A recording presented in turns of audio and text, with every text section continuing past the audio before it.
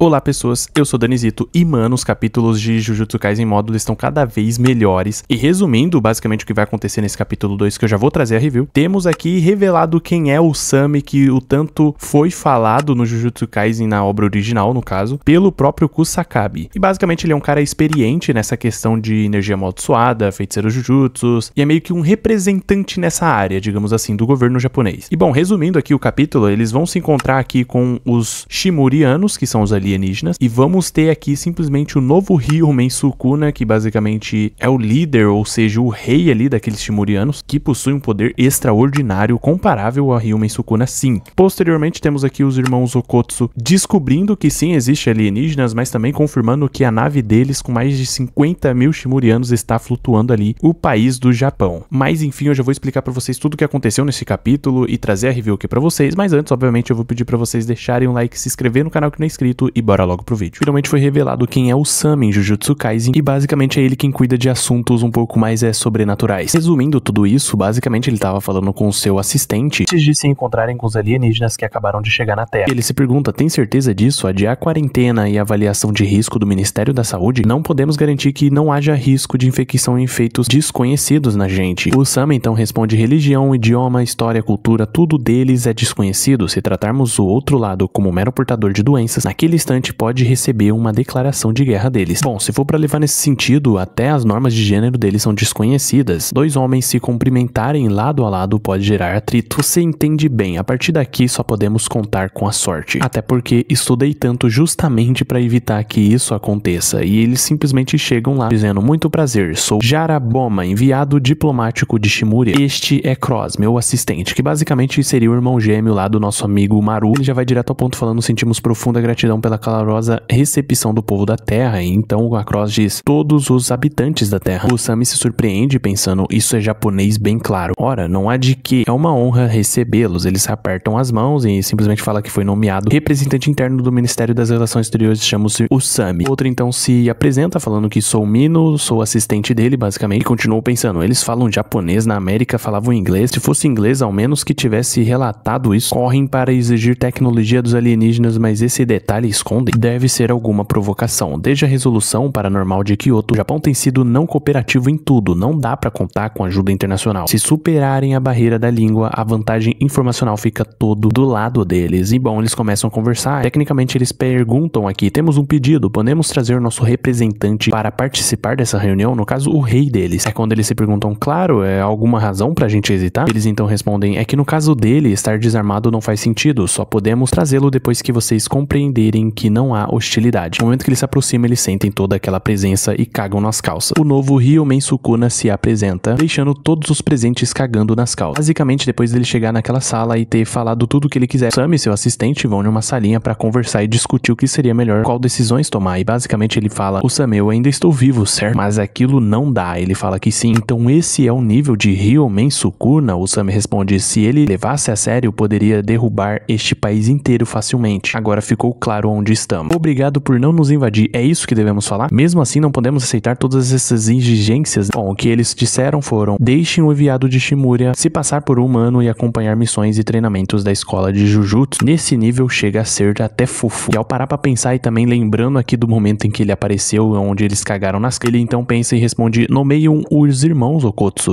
São excelentes, mas não são jovens demais? Ele responde, os Shimurianos não são invasores, são refugiados por enquanto, é o que diz. A definição de refugiado até se encaixa, mas só no nível de autodeclaração, os detalhes continuam ocultos. Desde a resolução paranormal de 62 anos atrás, o Japão se apoiou demais no Tratado de Segurança. Na época, acabou surfando na onda do nacionalismo acelerado dos Estados Unidos. Resumindo, ele chega à conclusão de que após a revelação dos Shimurianos virão movimentos de exclusão, agitação da opinião pública e depois, quem sabe, um conflito armado, ou seja, isso é uma guerra. O Sami analisa a situação e diz, guerra não pode acontecer, deve ser evitada a todo custo. Por isso, o objetivo deve ser a verdadeira conciliação. Não é a retórica adulta que abrirá o coração dos Shimurianos, mas sim o espírito de uma nova geração. Literalmente está nas mãos desses dois adolescentezinhos, visto que ele se pergunta, então o Japão não, a Terra inteira, está entregando o seu destino a jovens garotos e garotas? Ele diz que nós adultos também faremos o nosso dever e de restante é só esperar. Depois que os irmãos Okotsu descobriram que o seu amigo era um alienígena, eles também acabaram descobrindo a existência de uma nave inteira com mais de 50 mil Shimurianos. Mas no começo eles estavam meio que desacreditados, achando até inclusive que eram uns feiticeiros esquisitos. explicando, o Tsurugi diz que não faz sentido. Ter poucos olhos até que tem. Agora ter mais olhos não existe. Bom, quer confirmar isso? Responde dizendo que isso é inútil, que o Usami já disse que ele era um enviado de outro país. Então, mesmo que Maru seja um alienígena, não estamos no nível em que essa informação possa ser revelada pra gente. Além do mais, perguntar diretamente com ele não iria funcionar, até porque ele não confia no Maru. Restava uma única alternativa. O mesmo cara que disse que alienígenas estão entre nós. E começa com uma ação provocativa, perguntando: você quer saber sobre os alienígenas, não é? Ele responde: antes disso, me diz de onde você conseguiu essa informação. Ele responde falando que basicamente ele hackeou os dados aqui do governo. Esses alienígenas se chamam Shimurianos. É então que a Yuka interrompe falando: espera aí, você tá falando como se a existência deles fosse um fato inquestionável. Resumindo, você é um mestre de maldições. Alguém que vive no sobrenatural vai negar o próprio sobrenatural? Mesmo assim, queremos ter a certeza de que alienígenas realmente estão vivendo com a gente aqui na Terra. Ele responde: a nave deles, com 50 mil Shimurianos a bordo, está